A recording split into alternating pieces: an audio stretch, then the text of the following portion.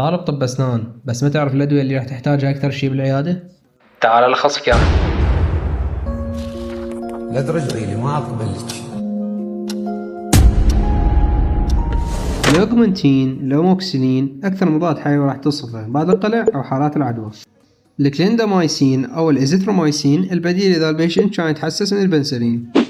الأيبوبروفين أحسن من النسايدز كمسكن مضاد للالتهاب بعد الجراحات البسيطة، بس ما يصير توصفه إذا المريض عنده قرحة بالمعدة أو عنده مشاكل بالكلية. بهاي الحالة شنو البديل له؟ البراسيتول أو البنادول. الماوث ووش الكلوروكسيدين بعد الجراحة والتنظيف الثقيل مرتين باليوم بعد الأكل بساعة لمدة أسبوعين، يبلش بعد 24 ساعة.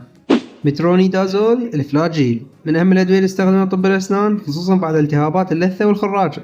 مثل ما تحافظ على صحة أسنانك حافظ على صحة نفسيتك.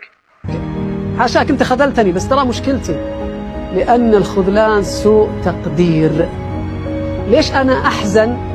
لأني ندمان أني وضعتك في مكانة لا تستحقها، فأنا زعلان على طريقة تفكيري مش على موقفك أبدا.